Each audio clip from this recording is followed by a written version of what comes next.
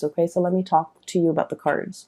So we have the Devil, and the Devil deals with temptation. Okay, so in this deck in particular, it's definitely it's like I'm hearing payout. Okay, so it's this fruit in the tree is the snake that is coiled around it.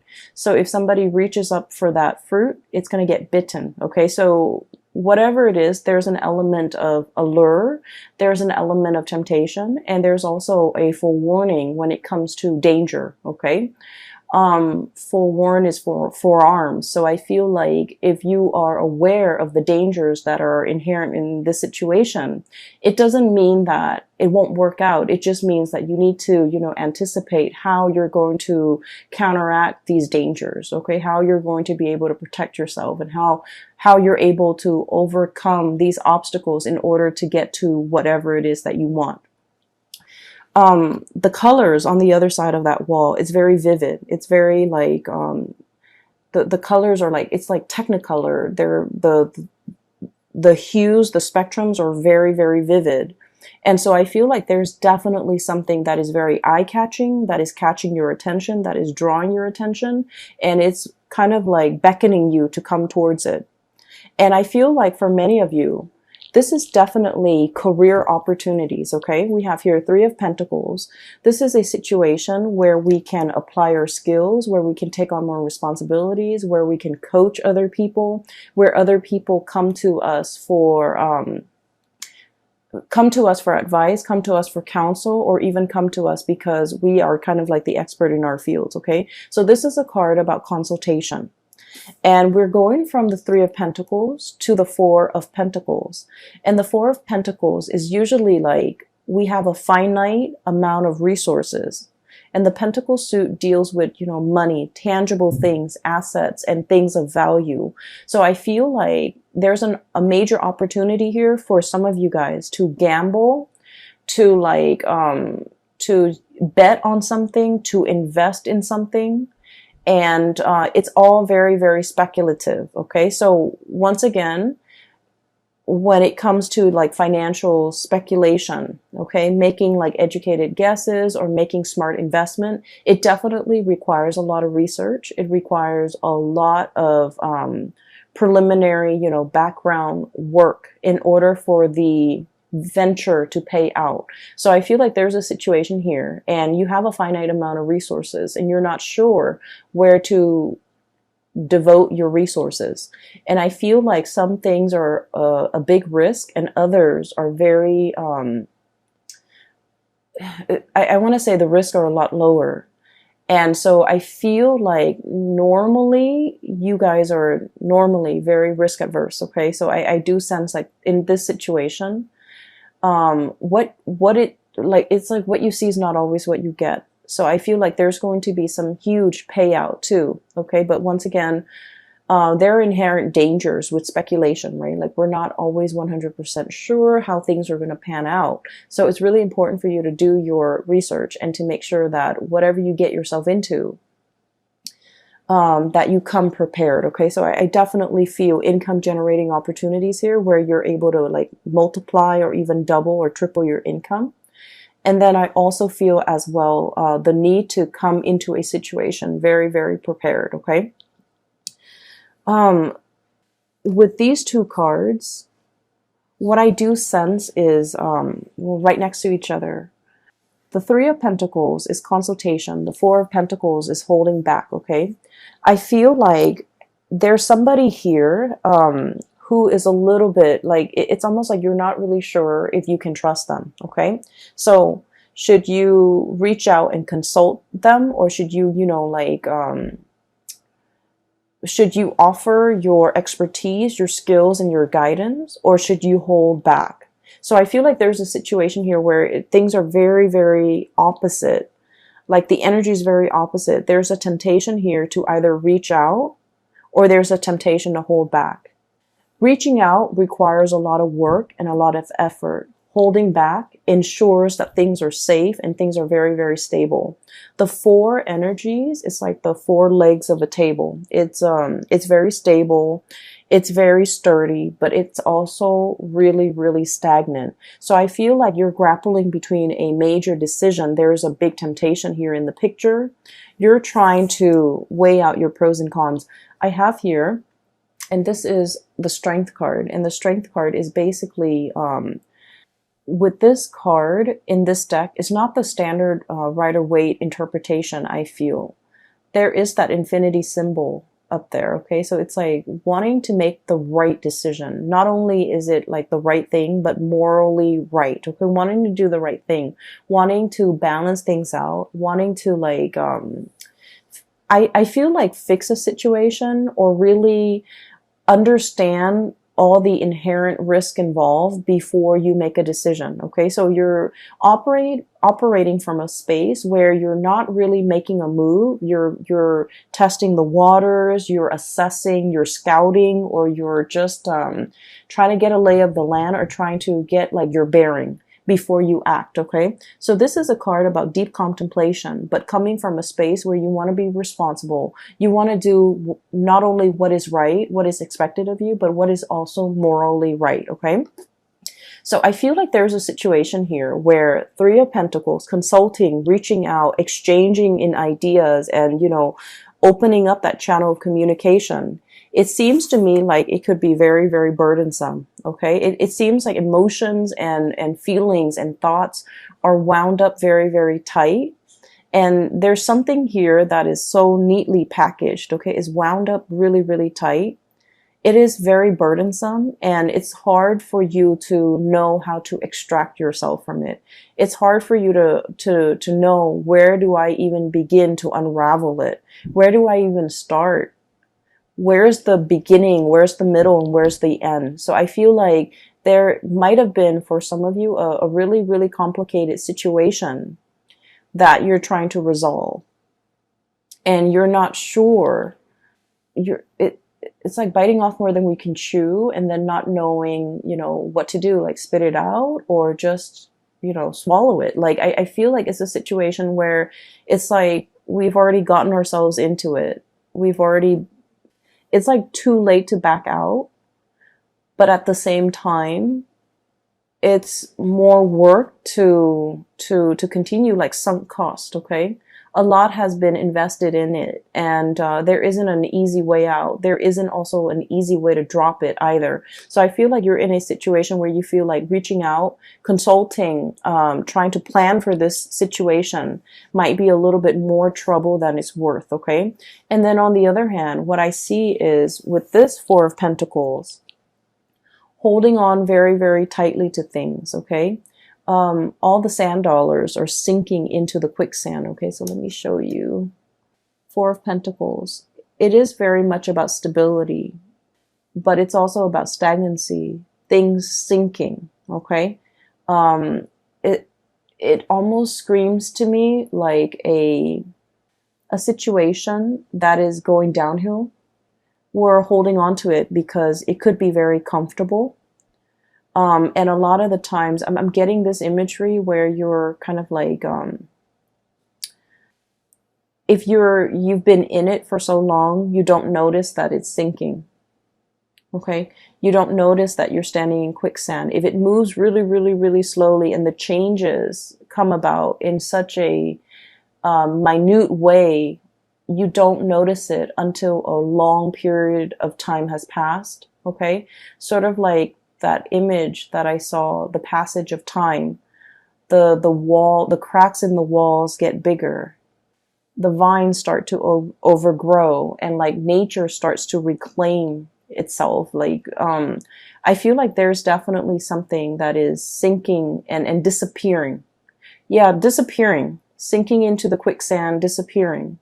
And so the more that you put off, or the longer that you put off, the more it's going to disappear. And at the end of it, all you're going to get left is not these pentacles, but just, you know, the imprint in the sand, okay? Like a disappearing act. So I definitely feel you're conflicted about a decision, and you're conflicted, excuse me, about waiting too long, taking too long, and having something kind of disappear out of sight, okay? What we have here is the Queen of Swords, and this could be your energy, Gemini, as an air sign. This is the card of Aquarius, Gemini, and Libra. Okay. When I first saw this card, the thing that really stood out is not so much the blue eyes, but the moon in the background, the crescent moon. Okay, it seems almost like an eclipse to me. So somebody in the interim, if we're taking our time, if we're taking too long, it indicates an eclipse situation where somebody might be eclipsed out of your life, where somebody might turn very, very icy and very, very cold and very distant. And they're kind of like on the move. Okay, this is very menacing. Usually this card, it's not menacing, but in this deck, it's almost like somebody who's on the prowl, somebody who's a predator, an energy that's very predatory, and an energy that's of somebody who is like, like almost like night vision. They have such strong insight, and they can see through. It's almost like having X-ray vision. They see through everything. Okay, it's somebody who's very discerning, who's very, very sharp, and they can be extremely intimidating to deal with, just because nothing passes or nothing goes unnoticed. Nothing passes through, and they see and they hear everything. So it's somebody with like, highly in tune senses. Okay. But I definitely feel an element here about, eclipsing, somebody disappearing. Okay. So that's like the first image. There are two more. Let me try to remember. Oh my gosh. So I can't remember now. Let me see if I've taken notes here. Okay. So the whole concept about, the eyes, okay, like turning cold and things like that, it's also as well echoed in this this card. We have here the Magician, sleight of hand, okay, covering something, concealing something, and it's almost like creating a distraction in front of the audience so that they're seeing what you want them to see. So I feel like for some of you, this could be your energy where you're dealing with somebody who's a performer, or you feel like you're putting on a show. You feel like at work, I have to be this way. And then at home, I have to be this way. And so I almost feel like role playing, somebody who's putting on a show, or somebody who's like going through the motions and pandering to an audience. I have to be like this with this person. I have to be like that with that person. I have to be like this. And with Gemini, you guys are already like the split personality. It is really, really important for you to realize who you are on the inside. So I feel like, wearing the mask and putting on a show and the whole concept about having to perform all the time, you might feel like you're constantly under scrutiny. Okay. This is like surveillance, okay? Like, it gives me like a very strong performance anxiety, having to pander to people, having to keep ourselves in check, having to behave a certain way, mainly because we are being watched, we are being noticed, we are under scrutiny. And this can be as well at work, where you're just feeling as if you have to perform, you have to reach certain quotas. Your subordinates' performance or actions or demeanor or behavior is a reflection of you, and vice versa. The end product that whatever it is that you produce in the work environment is a huge reflection of you. So I feel almost like a situation where you feel like you're under scrutiny, or you feel like you're in the limelight, and you feel almost like you have to cater to what other people want. And I mentioned before, and I never finished that train of thought, so sorry. With Gemini, it's really important for you to find your center, because your energy is very bipolar already because of that twin, duality. And so it's important for you to know who you are. It's important for you to not have to put on these masks when you're dealing with different types of people. And it's important for you to show your true self and not have to feel like you have to conceal any part of yourself when you're dealing with other people, because in the process of concealing yourself as a dual sign, also as a mutable sign, you guys are very changeable. So from one day to the next, you're constantly in flux. Your value system, whatever you feel is important, I feel like you can bend rules. You can bend rules to fit a situation, okay?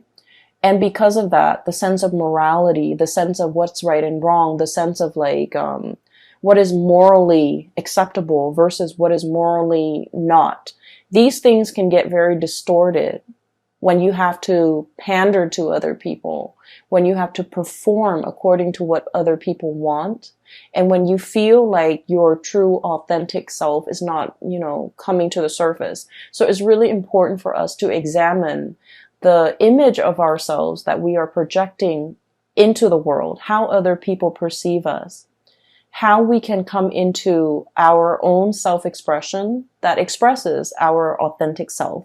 So I feel like there's a lot here about somebody who is trying to conceal, trying to distract, using a red herring, trying to kind of like divert attention away from a situation.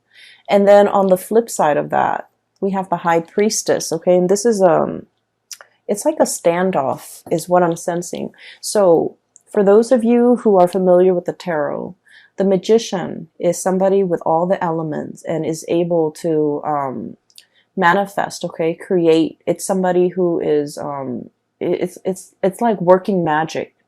It's somebody who's a performer, who's very charming, who is able to get away with sleight of hands, twisted logic. It's somebody who's able to manipulate, right? And the High Priestess is sort of like the person that you don't want to be around if you're ever a magician. The High Priestess is somebody with like intuitive knowledge. It's somebody with like years of wisdom. It's somebody who's extremely psychic. They feel things, they sense things, and they pick up energies. They're highly empathic. They have a very good read on people, and they understand people's motives and people's intentions. So what I'm looking at here is it's a cat, okay, with the crescent moon on its third eye, and it's looking right at the Magician. It's like I see through the facade. I see through the mask. I see through your intentions. I see exactly what you're trying to do. Okay, so I feel like one person is definitely trying to conceal information or trying to distract or trying to withhold and hold back information. And then the other person is definitely already aware, okay? Can see through the fog, can see through the distractions, and can see through all of this, the facade. And so this can feel really uncomfortable, right? And that would explain why you feel like you're under scrutiny. That would explain why you feel like you have to perform. That would also explain why you feel almost like you have to be, a different person depending on who your audience is. And so this is the month where I feel like drop the act, okay? It's time to drop the act. It's time to tell somebody to drop the act. I feel like you might be dealing with somebody like this who is a performer, and you're just like, I see through it. You're not fooling anybody. And on the flip side, Geminis, because you're great performers, I feel like somebody might be saying this to you, drop the act. I see through the facade and you're not fooling me. And so there's definitely a little bit of a standoff here. This energy seems a little bit intimidating, okay? Give me just a moment. That message, the image is coming back.